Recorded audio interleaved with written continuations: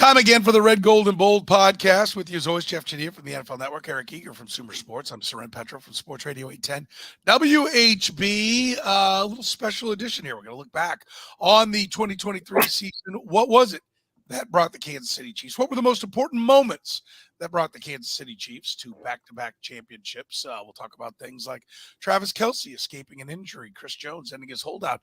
A lot to get to. What were the biggest moments? We talk about them right now on the Red, Gold, and Bold podcast. You're listening to the Red, Gold, and Bold podcast, the most in-depth analysis of the Kansas City Chiefs on planet Earth, breaking down the Chiefs like no one else can. Red, Gold, and Bold is hosted by Jeffri Chadiha, Eric Eager, and Soren Petro. Jeffri Chadiha is a senior columnist and on-air personality for the NFL Network and NFL.com. Eric Eager is the vice president of research and development for Sumer Sports. Soren Petro is the afternoon drive host of the program on Sports Radio 810 WHB in Kansas City. The Red, Gold, and Bold podcast is proudly brought to you by Gann Asphalt and Concrete, Kansas City's nationally recognized full-service paving and pavement maintenance contractor, making parking lot problems disappear since 1994. Free consultations, no commissions, in-house crews, and every project comes with a written warranty. Find them online at GannAsphalt.com or call 816-484-3338. Gann Asphalt and Concrete. One contractor, all things parking lot. Now, here are the hosts of the best Chiefs podcast, Jeffri Chadiha, Eric Eager, and Soren Petro. Thank you very much, Kay. We do appreciate it. Gentlemen, as we get ready to wave goodbye to the actual 2023 NFL season, the league year, just a couple days away from resetting, even though they're already on to new business with the combine, as we talked about last week, which you gentlemen are at. We now look back at what were the key moments for the Kansas City Chiefs in winning a championship. Some of the things that maybe if they don't do it, they don't win it type of thing. And I want to start with this, guys. I think it started before the season even began. I think it started early in free agency. They had a contract offer out on the table for Orlando Brown. He chose not to take it. And I think standing their ground with this team have been in the Super Bowl, if they had Orlando Brown, no Donovan Smith, but I think also then maybe no Charles Omenihu, no Mike Edwards, no Drew Tranquill.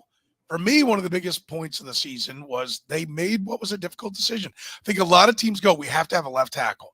And even though Orlando Brown isn't Jonathan Ogden, he was better than anything that was out there.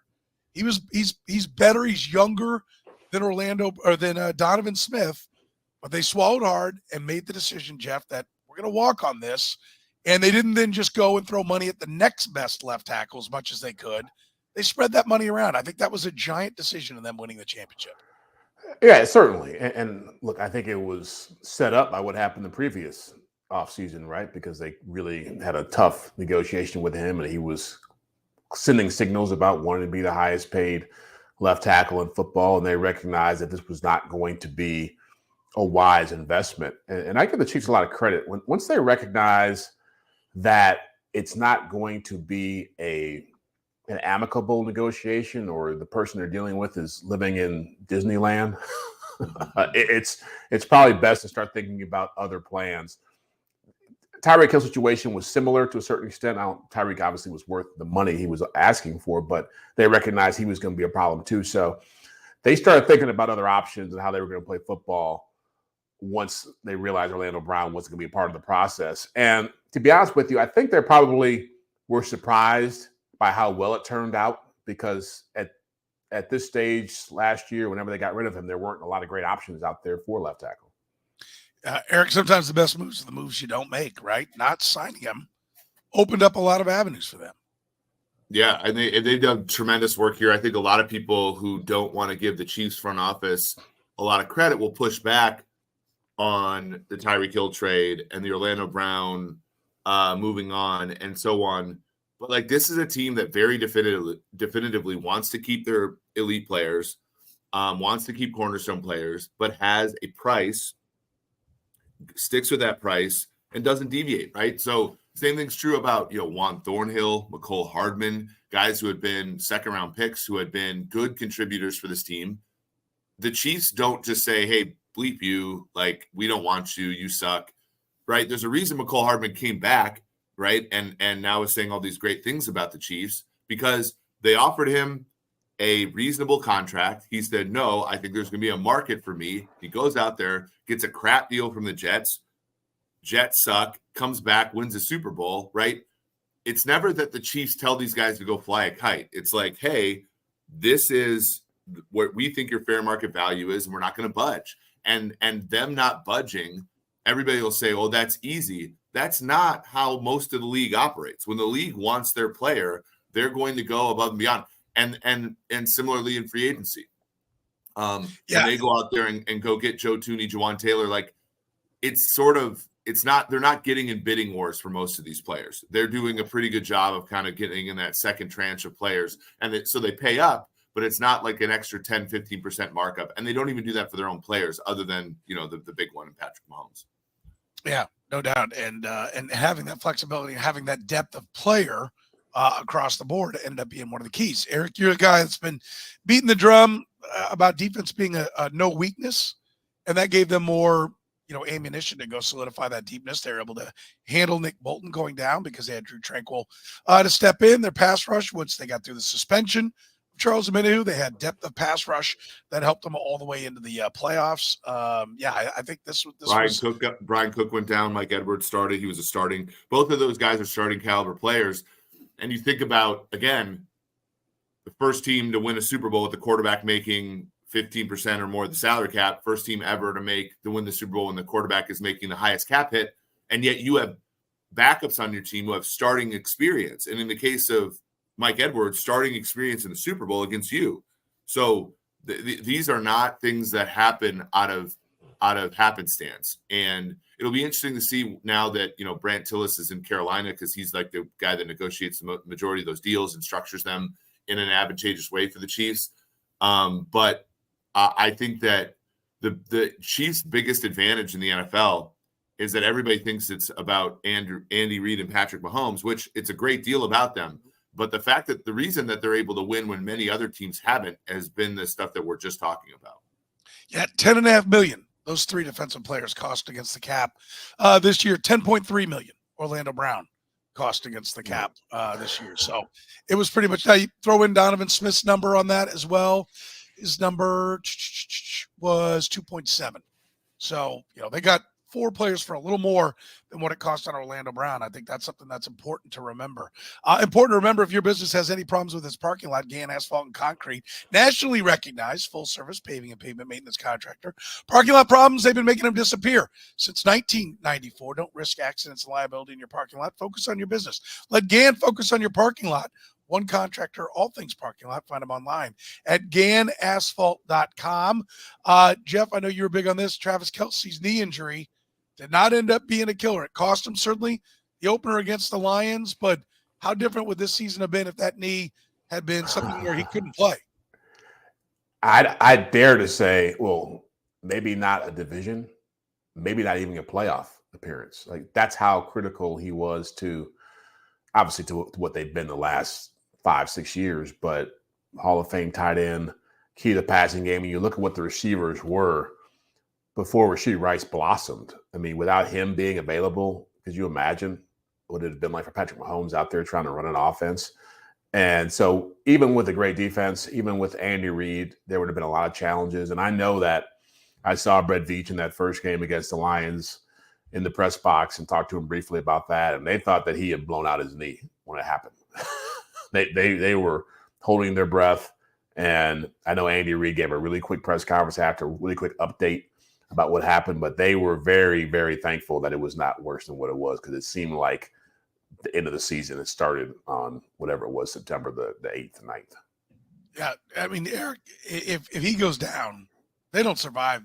I mean, what's the early part of the season look like? I mean, Rashee Rice grew later.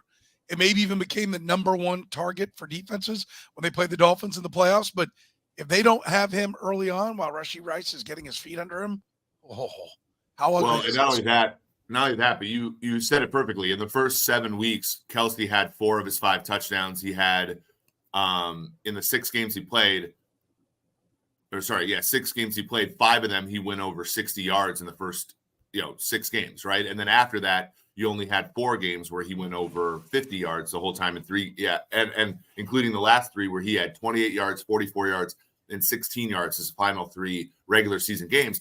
Now, again, we're talking about the Chiefs. They've gotten like the slipper all year, right? Where Rashee Rice is learning the offense, going from being a package player to a full-time player. Kelce is holding the fort down. Then once Kelce fades a little bit, Rashee Rice is able to at least come in. Remember Cincinnati, he made the big play. And, that was a game where Kelce only had 4 targets for 16 yards, but Rashee Rice is able to do everything. And then interestingly, in the playoffs, after the week off, Rashee Rice was, it's weird to say this because he set the NFL record for most catches in a postseason. Part of that is more teams have to win the Super Bowl without a bye now, if that makes sense. But part of that was he was very good.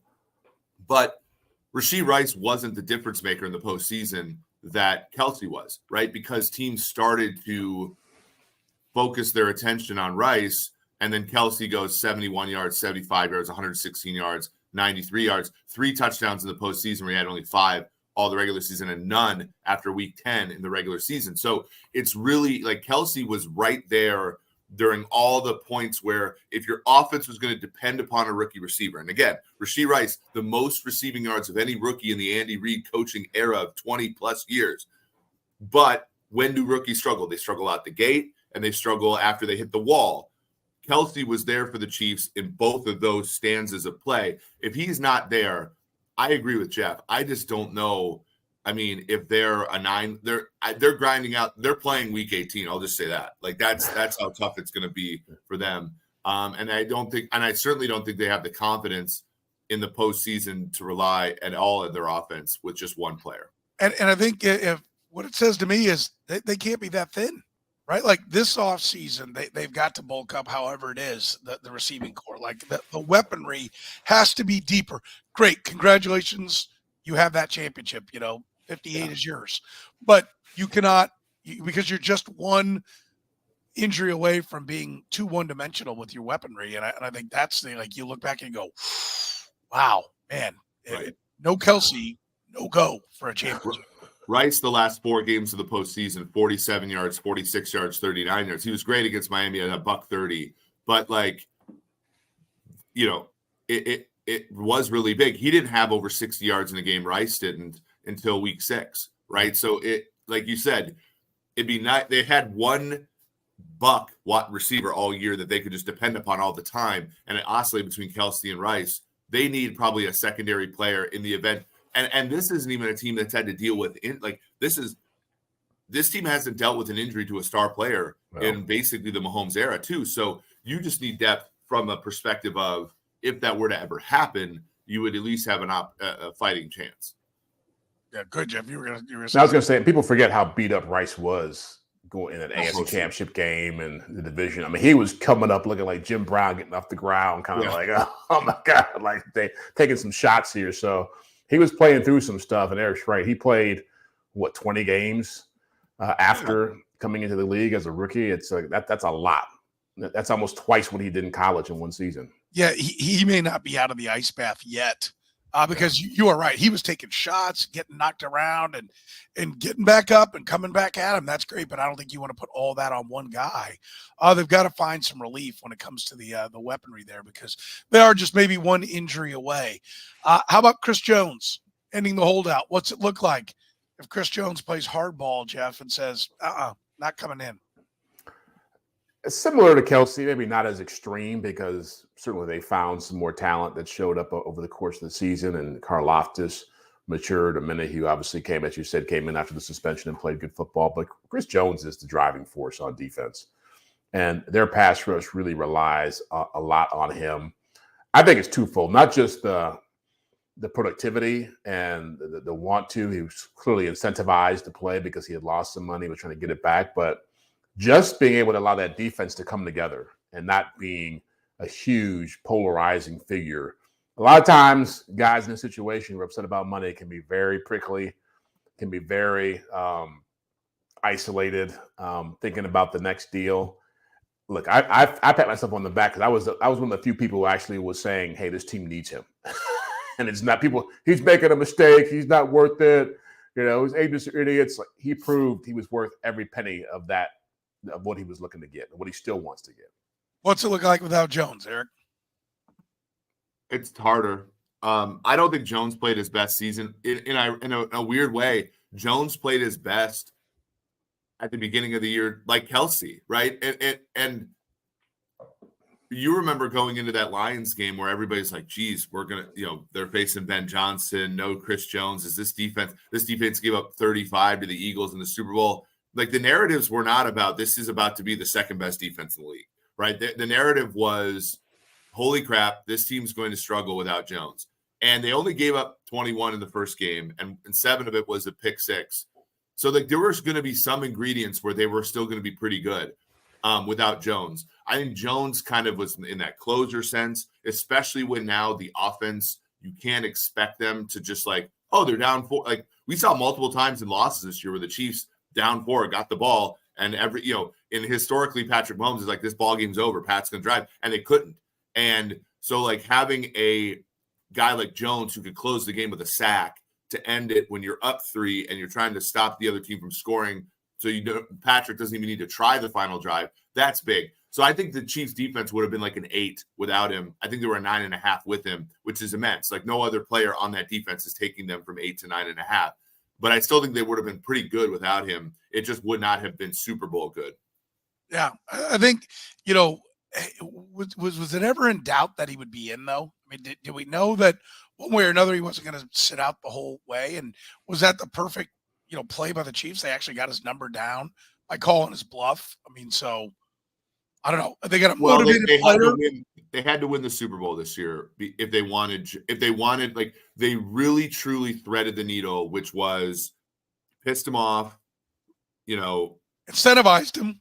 You incentivized him, gets the incentives in a very, very kind of Mickey Mouse way against the backups for the Chargers with your own backups, everybody on the sideline rooting for him, all this stuff. He gets his one incentive, and then you run the table through the playoffs, and because of and I know Chris is not a moron. Like I know people talk to him. Like you won in large part because of the shrewd moves of your front office, and you were one of the shrewd moves, which was don't pay me. And so this was the only sample path where the Chiefs get to keep Chris Jones, because every other one ends in him being salty. Oh, why did I went through this just for this crap? But you actually get the second ring. You are a 3 Super Bowl ring player. You have kind of everything you're going to want from an endorsement standpoint, all that stuff. And you kind of let bygones be bygones, right? That was the only way. And I still don't know necessarily if Jones is going to stay in Kansas City, but I think like his chances like tripled with them winning the Super Bowl. I think the fact that they ended up being able to put incentives out in front of him, I think it's underrated. It just like, oh, he's holding out. It played out the way it played out. Brett Veach, this is another one where I think you got to give some credit to him. He stared him down. He stared down Orlando Brown. He held his ground. And then he ended up by being able to put those incentives in front of Chris Jones. Had a motivated player. Had a guy that, he came out on fire when they started the season because he was going to get to that number. And I think that's maybe lost. And then having the Super Bowl, winning the Super Bowl be part of the incentives was huge. Because the motivation stayed there all the way through. So, yeah, it was really impressive. How about L'Jarius Sneed and the adjustments that Steve Spagnuolo made, making him a true number 1 corner, traveling almost all the time with the best wide receiver? How did that change the personality of this defense, and how important was that, Jeff?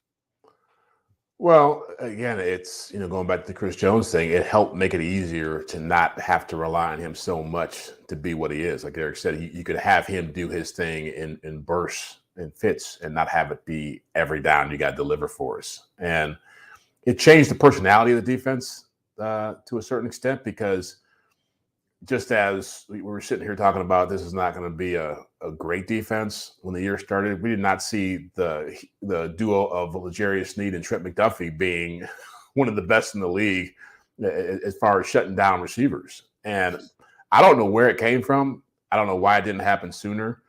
But for Spagnuolo to really say, let's change what we do, let's rely more on you to take guys away. And there was a pretty good group of receivers they had to deal with over the course of the year, whether it was A.J. Brown, whether it was Justin Jefferson, all the guys in the AFC West, Keenan Allen, and so Devontae Adams. So I give them credit for allowing them to do that because it made them more multiple on the back end. So much of what the NFL today is in terms of defense is pass rush is huge, but you don't see as many of those dominant edge rush type, Von Miller type dudes, DeMarcus Ware. What you see is a lot more teams mixing up coverage and being versatile. And if you want to do that at a high level, you better have guys who can cover. And so to have Sneed, Blossom, and McDuffie, it made things easier on McDuffie. I think it was a huge, huge deal. How much did Spagnuolo being able to hang his hat on Sneed make this defense all it was, Eric? Huge. I mean, it's the weak link system league, but the strong links make your weak links better.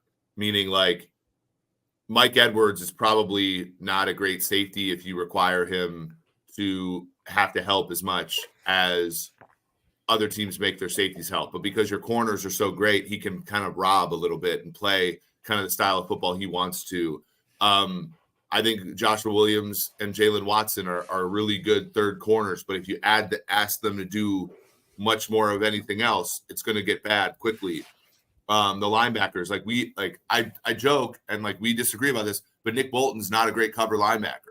And yet, he never has to be. You never see these. You watch Packers football, and I like Green Bay, and but you see Preston Smith on Justin Jefferson. When's the last time we saw Nick Bolton have to cover in an embarrassing cover situation on this team? So we saw one in the playoffs. Bolton was trailing. That's right, in the touchdown against the Ravens, right? That was yes. Yeah. So he's rarely though in position to have to cover. Great point. And so all these things, right? I always joke because Pat's made playoff legends out of MVS and Frank Clark and all this kind of players who have not had good Chiefs careers, but have in the big moments come up big. Spags with McDuffie and Snead have made our impression of a lot of Chiefs defensive players are much higher than reality because of the greatness of Jones, Snead, and McDuffie. Yeah, I agree. And I think you saw the greatness of Steve Spagnuolo and his mind and what he can do. And we've seen him embrace young players last year and then grow them up this year and be able to give them different things. But L'Jarius Sneed, if you could say, you go take Devontae Adams, we got the rest. I mean, that's huge. And I think L'Jarius Sneed is a reason why he's screaming, pay me, because he knows what he did this year. Right? It was really impressive. Gann Asphalt and Concrete with free consultations, no commissions, in-house crews, every project coming with a written warranty. Gann Asphalt keeps your parking lot safer, helps you and your business avoid unnecessary delays and costly expenses. You can find them online at GannAsphalt.com. That's GannAsphalt.com. One contractor, all things parking lot. Call them at 816-484-3338. How about Rashee Rice emerging as a legitimate threat at the wide receiver position, Jeff? I mean, if he doesn't evolve, Kadarius Toney taking clear off the field, Sky Moore taking clear off the field. MVS had 21 catches, 21. We kind of touched on this a little bit, obviously, with the Kelce conversation, but my God, if he doesn't come through, if they don't hit on that draft pick, and you're running out there, Kadarius, Sky Moore, and MVS, yeah, you got a pissed off quarterback then. Yeah, well, that was your guy from the start, and I didn't see it. And Eric mentioned it earlier. They really maximized him. I don't think they could have squeezed any more juice out of Rashee Rice than what they got this year, because he was a package player when he got here, and they were trying to figure out how to get him up to speed with the offense, and he was doing things he wasn't familiar with, and they had higher hopes. They had more emphasis on the other guys, and so.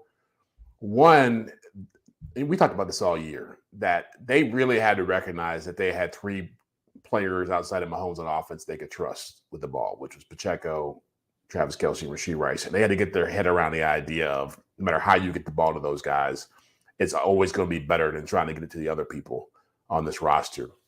And once he turned the corner, and Matt Nagy talked about this late in the year, they went from trying to figure out how to get him to know the plays to scripting things for him. And I don't know what his ceiling is. I think it's probably a little bit lower than some people might think, because he's not a speedy guy. He's not a great route runner. He's got to get better at those things. But with the ball in his hands, he's a wrecking crew. And that's what they needed. What was really noticeable about this offense as the year went on that you couldn't see coming at the beginning, it was a way more physical offense than they've ever been in the Patrick Mahomes era. With Pacheco, with Rice, Travis was playing a more physical brand of football. And that really, when you're playing great defense, that's a great combination to have. Yeah, I liked him, but I think what Jeff said there, Eric, is absolutely right. Like, I did not see the blossoming of Devontae Adams this year, right? They did a great job of taking his skill set and maximizing it because he wasn't, I don't remember the great in, up, out, moves on guys that, Yes. You're like, wow, look at that. I mean, they took a guy that had skills and they got everything they could out of those skills, and they desperately need it. I mean, I like the player. I think there's a future, but I think Jeff's right. As much as I was buying early, like I'd probably sell now off what people's expectations are on what it's going to be. But that speaks to how well they used him and how much they needed him this year. Yeah, it was huge and good on the Chiefs for adapting. I mean, I remember I've said this a million times on the show, but our first year doing the show, like our frustrations every week were them clinging to the players that that they felt got them there and not being able to move on. And Spagnuolo last year broke glass in case of emergency and was like really good at getting Karlaftis and the younger guys, in the secondary up. So he had already been skilled to that. But Andy had his drop. Like, remember Sky Moore? Same idea. Second round pick. They really didn't want to play Sky Moore last year at all. And now I think we know why. It's that he's not all that great. But like they don't want to play Rashee Rice. They totally don't. And if Marquez Valdes-Scantling would have had a pulse this year, they probably don't play Rashee Rice either. And so good on, and I think Andy Reid deserves a lot of credit for leveraging a lot of the great moves that Brett Veach has made. And I think that these last two Super Bowls are emblematic of the fact that the front office and the coaching staff are working together maybe more than they had in the past. And I'm not saying that there was a rift before. I'm just saying that they're much more in concert as far as you draft this player shows value. The on-field value is going to be more immediate than previously. And that has been huge, both for the youth movement on the defense, which was, I think, anticipated and needed, and the youth movement on offense, which was they went into kicking and screaming. And Rashee Rice was the lucky part where they ended up really hitting on a player there. And I really like Jeff's point too. The Chiefs are low-key bad at running the football against light boxes and stuff. And Pacheco is great and he hammers people and everything. But to get out of the too high looks, they needed a wide receiver that was willing to punish other teams. And that and the short stuff that they run, the screens. I mean, you remember the second half of the Baltimore game, that was their whole passing game was lateral stuff. And Rice was able for much of the season to be able to do that when the downfield stuff wasn't there. Yeah, no, I agree. And I think the team will be, if he can be their number 2 wideout, you got a juggernaut. Right now, that's easier said than done. But if he is your ideal 2. Rashee Rice to me is what you always wanted Sammy Watkins to be. Yeah. And if you can find not necessarily Tyreek Hill, but maybe at least a guy that's his equal, that now you got hell on wheels. As long as Travis Kelce's still playing, now you've got 3 weapons there, and you're looking great. But I do think you want somebody that's a little bit more complete all around to go next to him. They lose on Christmas Day. They stole Christmas. They ruined Christmas by just playing a god-awful game against the Raiders. Jeff, how much was this the wake-up call that this team desperately needed? And if they don't, if the game isn't just a complete disaster that it was, do you think they make the changes that they made that seem to be the difference in them winning? No, I don't. I feel like, and they've all said that it was a great wake-up call, but if you lose that game by a point, maybe say they drive down and Bucker misses a field goal or something crazy happens, they just can't get in the end zone, or they somehow sneak out the win, they certainly walk away from that game with a different impression about who they are, what they have to be. And it's that game pretty much for everybody who watched it, including them, was exhibit A of how thin the margins are in the NFL. That the team that won the championship could look that bad that late in the season in a home game against a team that really was, barely hanging on with an interim coach. And yeah, I thought it really showed them that, look, as Eric said, the offense was not what it was. We got to change things up there. The defense is great, but hey, it doesn't matter if you're playing great defense if your offense is giving up 2 defensive touchdowns. and 3, if you don't bring it every game, if you're not mentally ready to go, you'll get taken out. And so that was, for me, when you watch the way they play in the playoffs, they play with a lot more urgency, a lot more of an edge, a lot more of a sense of we're not guaranteed anything because of what we did last year. And to me, the teams that they played against, Miami wasn't really part of this because they were so beaten up. But I think Buffalo and Baltimore, I think San Francisco not as much, but certainly the Buffalo and Baltimore, they felt like they were the better teams, and they didn't have the same sense of fight, of hunger. And they could never get that back. In a lot of ways, it made the Chiefs buy into this whole underdog mentality throughout the entire. It's crazy to think a team that was defending Super Bowl champions had to be the underdog, but it was the driving force for them throughout the rest of the postseason. The idea that no one thought they could do it was actually they didn't think they could do it. After that game, they were afraid. Eric, they knew that they were a limited team. They knew that it wasn't just a matter of flipping switches, that they had to figure out, I think one is a coaching staff, how do we win? They give up 200 yards to the Raiders and we're trailing 20-7 at the end of 3 quarters, right? Like, it was clear that it wasn't like, oh, well, we just made a couple of mistakes. Jeff's right. The mistakes were critical, but you can't overcome them. And I think that was, and I think that made all the players have to be sharper, because the idea that, oh, well, Pat will just go get it.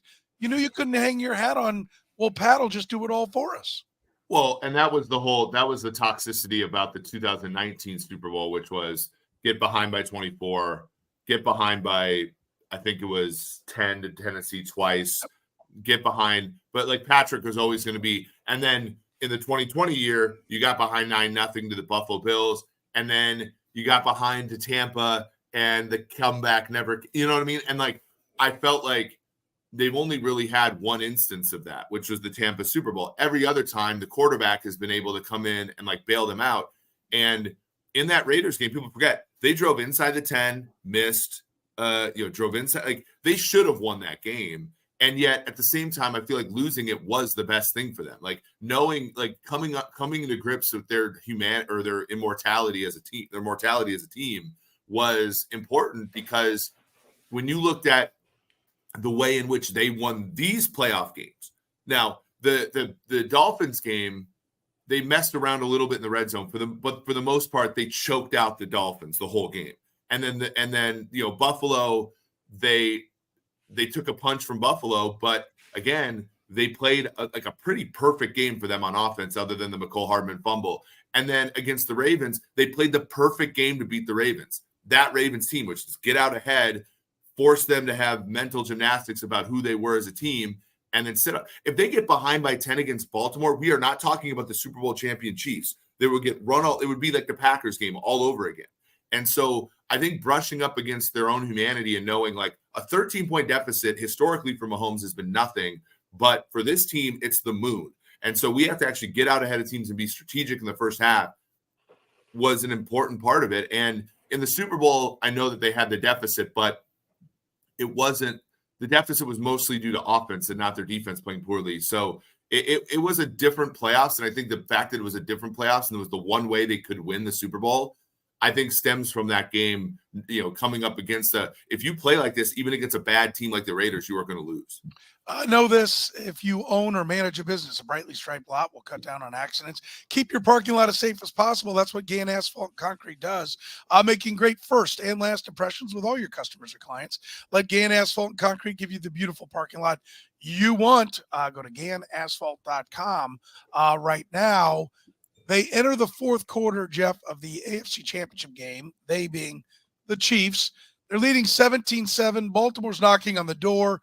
Zay Flowers is diving into the end zone for what will be a touchdown that will cut the margin to just 3.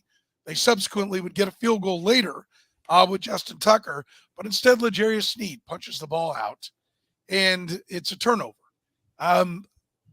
Listen, would you go so far as to say they don't win that game? without that play? Yes.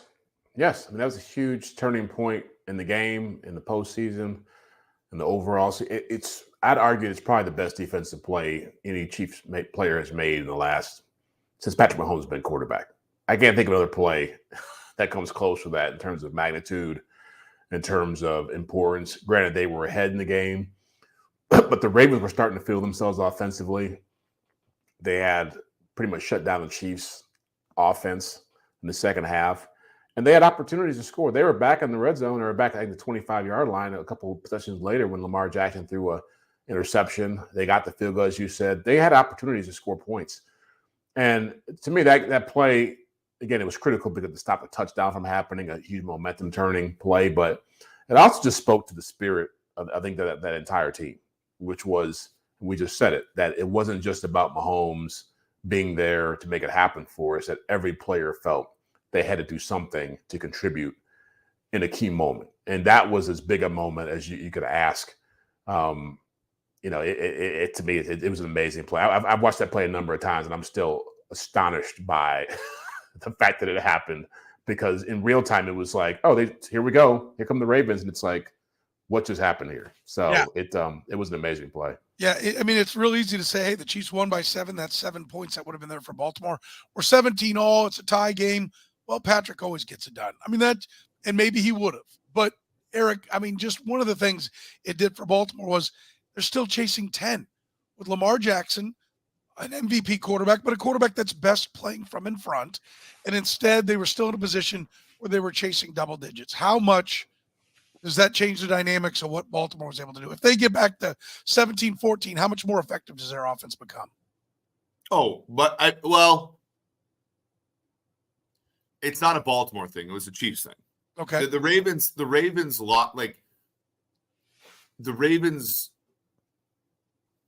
they almost beat the Chiefs playing the Chiefs brand of football. And that should show Chiefs fans how tenuous it is to win a Super Bowl, and how much we should enjoy this, and how much we should remember the role that fortune plays in sports.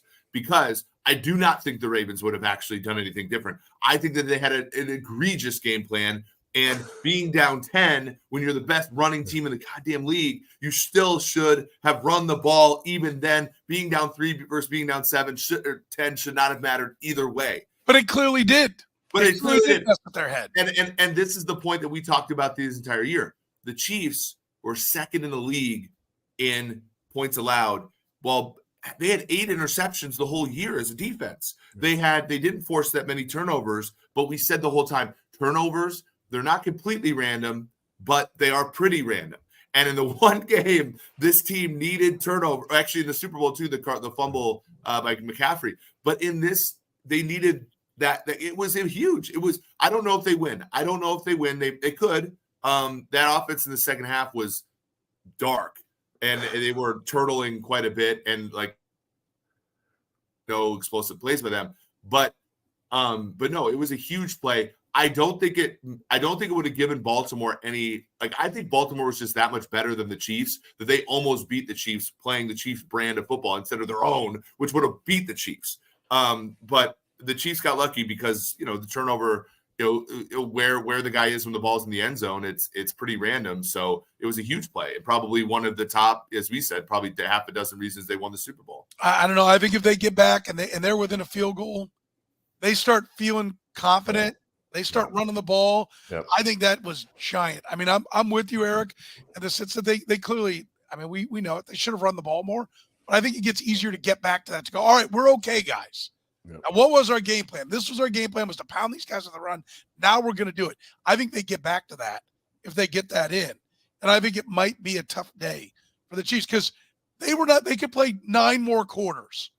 And I don't think the Chiefs were going to score. Would have thrown a pass more than 10 yards down the field with the lead in this game. No way. Yeah. I mean, Andy, it felt like all the 18-point lead losses that Andy had, where he just turtled and was just praying to whoever that the other team wouldn't come back.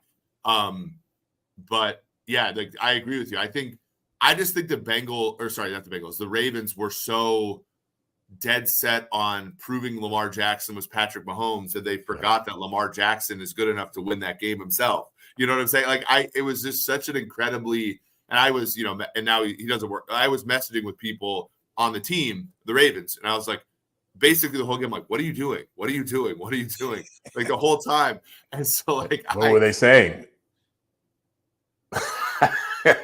I don't know. It was funny because just inside baseball, there was a conference that I was at the Saturday before the game, and we were on the Uber ride to the conference, and I was just like, and the question came up was like, how do we lose? And I was like, well, this is how you lose. The Chiefs take the ball after the coin toss, they score, and then like the Tennessee game 4 years ago, you guys forget you have the best running game in the whole league. And so, of course, in like the third quarter of the game, I get like 4 text messages being like, bleep you absolutely nailed this part. And I'm like, I've seen this game happen. Like I've seen the Ravens lose their identity in these big games.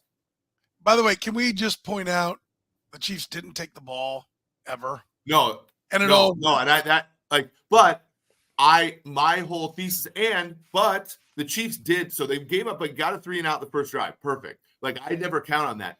But they did give up a touchdown in short order in the second drive. So the Chiefs' defensive splits, first half, second half in the NFL were real. They were real against Buffalo. They gave up 17 in the first half and 7 in the second half. In the Miami game, they gave up nothing in the second half. In the AFC Championship game, they gave up the 3 in the second half. And in the Super Bowl, they gave up some, but it wasn't like in the second half of the Super Bowl, the Chiefs defense was put in horrendous conditions, and the interception and the punt and all this stuff, and gave up almost nothing.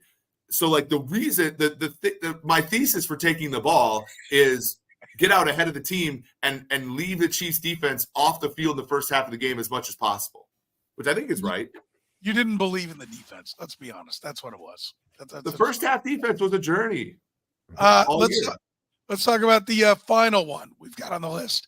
The recovery of the technically, I think it goes down as a muffed punt, but the punt that hits the 49ers in the leg. How different is the Super Bowl if the Chiefs don't get that, Jeff? They don't win it. And if you look at being in the stadium, watching the Chiefs sideline before that play, they were nervous. You could feel that. You could see the reaction after they got the turnover, recovered the play.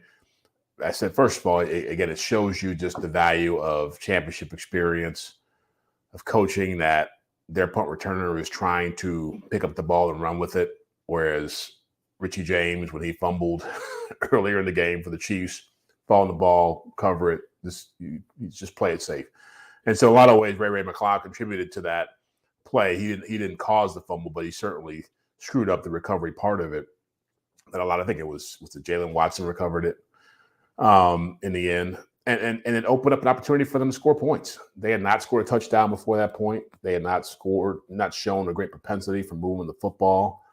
They had some big turnovers, with Pacheco inside the red zone, fumble, and Travis Kelce was frustrated. And so it gave them a certain amount of life that allowed them to push forward. And once they got in the lead, you could feel San Francisco feeling some of that pressure now. Now it changed the way Kyle Shanahan could call plays. It changed the way Brock Purdy had to perform. And it just changed the whole tenor of the game. It's, as Eric said, it's crazy how random turnovers can be, but they got a huge one. That's one of those gifts. That's not a takeaway. That's a giveaway. But they got a great giveaway in that moment. Yeah. In fact, the punting was so bad that Townsend's not around, right? Yep. That wasn't like a design. Yeah. The Niners did take the lead because I think this one is kind of debatable. I think there's no doubt it was a giant play. But Eric, the Niners took the lead 3 more times after that, right? So if this didn't kill them, it didn't end their spirit. But I think to Jeff's point, did it create the spirit for the Chiefs? Were they going to be, without wind if they don't get that? Yeah, I don't think it's a foregone conclusion they lose without it, because everything I just said about Andy Reid, Kyle Shanahan's 10 times worse. So he they're going to have the ball at the 15, down 4. I'm supposed to be the Shanahan hater. Right. And Shanahan's phenomenal. We're talking about the best of the best coaches. But Kyle's going to get the ball at the 15, up 4, and it's going to be run, pass, punt, right? We know this. And it's just so just to whether or not the Chiefs could score another touchdown is Jeff's point. Like, and up until that point, they couldn't. They got one play, they got inside the 10 and fumbled, and the rest of the time it was pretty much. I do think it helped the momentum. I think it totally got Pat one throw into the end zone, looking and got off the schneid, because after that they really could not stop the Chiefs. The Chiefs moved it. If you gave the Chiefs 4 more seconds in regulation, they probably win in regulation. So I do agree it helped, but I don't think it was necessarily essential, because Kyle was going to turtle on that 4-point lead the whole second half. Jeff, I think Eric just said that play was actually good for the Niners. Yeah. Because that play doesn't happen. It's run, pass, punt. Yeah. And this brought the best of Kyle Shanahan out. So I think he would argue your point on this play, that this was actually a great play for the Niners, and that the Chiefs maybe win bigger without this play. Is that right? Am I reading that right, Eric? Yeah, I mean, look, these games turn out like it's galaxy brain to say giving up a touchdown is good for a team, but I do think it put the Niners in. Like, do you think he goes for a 4th down if the Chiefs don't have a lead? Of course not, right? And so how much time was left at that point? Wasn't it like 4 or 5 minutes in the third quarter? Yeah, the entire fourth quarter. It was the first or last play. It's either the last play of the third, or the first play of the fourth. Hang on, I'll tell you here. It was the. Well, maybe I got that wrong. I thought it was like 4 or 5 minutes left in the third quarter. Yeah, I was thinking it was right there towards the end. Let's see. Because they were going, because the Niners' last touchdown. 2:45 to go in the third. Yeah. And they would line up 2:32 when Mahomes threw it. So, yes, there was still a little bit. It was towards the end of the third quarter. Yeah. Yeah, because the Chiefs blocked the extra point when they were going the other direction. Yeah. Yeah. So it was at the end of the third quarter. It did, to me, what the play shows. Listen, it's obviously a tremendously positive play, like Eric said. The idea of them scoring a touchdown was great. I don't think that's the case. I think it was definitely a very big positive for the Kansas City Chiefs. Energized the sideline, had them believing. I think they still believed. But I think, to me, what it shows more is how it changes the pace of a game. If we're old enough, Jeff and I, you remember Hagler Hearns, the war that Oh yeah. 3 rounds. It's the greatest fight I've ever seen in my life. It was 3 rounds. 2 guys walked into the ring, and this was in the era of Hagler Hearns, Leonard, Duran. These guys were all incredible champions. And these 2 guys walked out to the middle of the ring and just traded haymakers. And I think had one of them said, I'm going to stick and move, I'm going to stay away, that fight's totally different, right? Like I think in games that happens as well. If one team goes down the field and gets a touchdown, the other one's like, okay, here are all the good plays. We got to go get a touchdown as well. If you end up punting, then you can be more conservative. Like, I think this kind of showed the dynamics of, okay, here we go. Like, they'd both been kind of conservative, not wanting to blow it because it felt like a defensive game. And then that opened it up. It's like, okay, we got to score. And it went back and forth. Yeah. Well, what are you giggling at, Eric? Yeah. No, it's just funny, the notion that the Niners benefited from fumbling. I just think it's funny. But I don't think they did, but that's what I'm saying is I don't think it's like the Chiefs, but it's somewhat true. I think I don't think the Niners would have gotten kicked in their own ass had they not. I mean, if a Chief doesn't have 2 left feet on that stupid Jawan Jennings touchdown pass, they were even lucky to be ahead 10-6, in my opinion. But also the Chiefs were lucky to only be down 4. It was this weird game where the Niners literally stepped on a lot of opportunities. Yeah, but that's kind of my point, was that when you look at the Pacheco fumble inside the 10-yard line and you look at the Mahomes interception right after halftime, it was trending in a way that the way the season had played out for the Chiefs, like they were going to be in a position where they hadn't had a lot of success over the course of the year, which was having to mount a comeback in a game where you haven't had a lead, right? It's just like they had not had really any real fourth quarter comebacks all season long.